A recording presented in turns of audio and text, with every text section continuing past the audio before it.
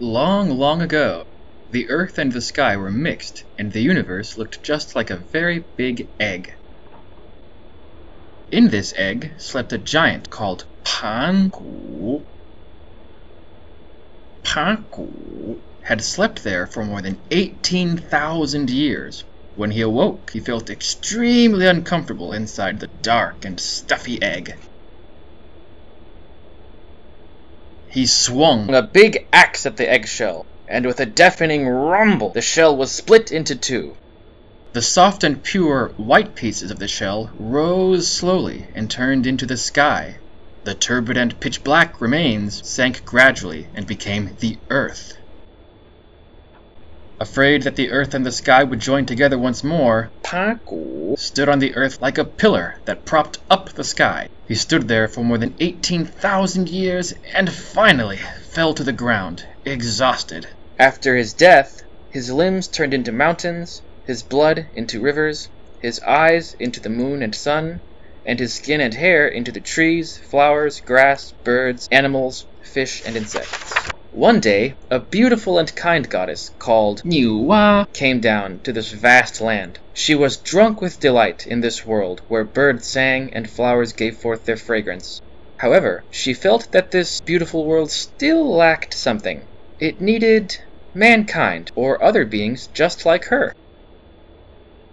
She kept on thinking while she walked. Squatting beside a pond to drink some water, she saw her own plump reflection.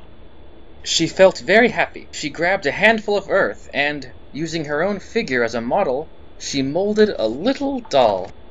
When she put the little doll on the ground, it came to life and called her Mama. NnüüWā was overjoyed at the sight of it.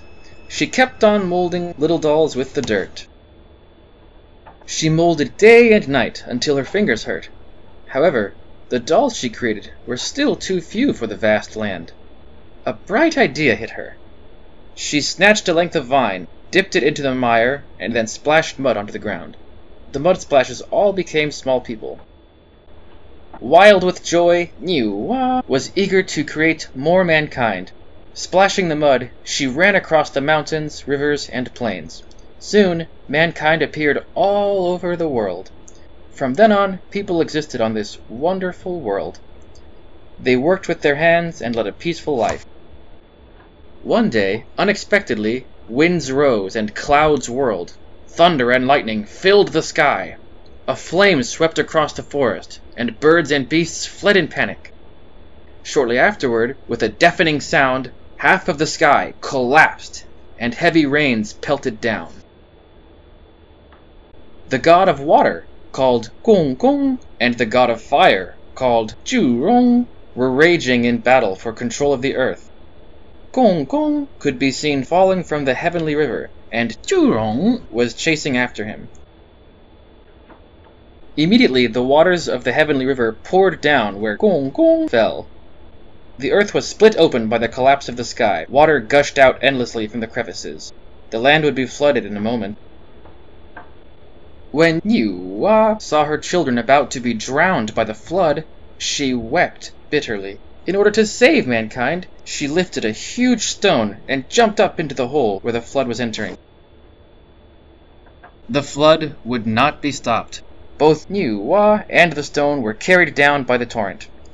Carrying the stone, NüüWā jumped up again. She threw the stone into the hole. However, the stone was once more washed away. She wasn't a bit discouraged. She gathered many colorful stones from the seas, rivers, and lakes, and made a shining rainbow heap out of them. Then, she put all the reeds she could find around the heap. She started a fire with the reeds. The fire burned for 9 days and 9 nights. Finally, the heap melted. She held the scalding liquid in her hands and jumped up to the sky. She kept patching and filling the hole for 7 days and 7 nights, and at last it was mended. The rain ceased, and the sun shone again. Colorful clouds floated in the air, but NüüWā was completely covered with burns. Water was still bursting from the crevices on the ground. Despite her great pain, she picked up the reeds and, handful by handful, filled in the crevices. the water was stopped. NÜWA had defeated disaster and saved mankind. Besides this, NÜWA also invented a musical instrument for people to play, called sheng.